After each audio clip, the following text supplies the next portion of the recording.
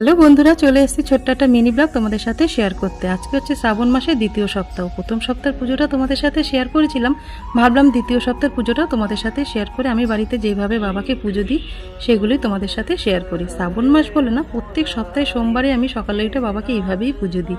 দেখো, এর থেকে বেশি কিছু তো আমি আর জানি না। আমি জানি হচ্ছে মনের ভক্তি আর মনের ভালোবাসা দিয়ে ঠাকুরকে যেটুকু তুমি দেবে সেইটুকুই ঠাকুর তোমার গ্রহণ করে। তা পুজোর কাজকর্ম কী বলো তো, আগের দিন অনেকটাই আমি গুছিয়ে রাখি বলে না, সকালবেলা পুজো দিতে আমার ভীষণ ভালো লাগে।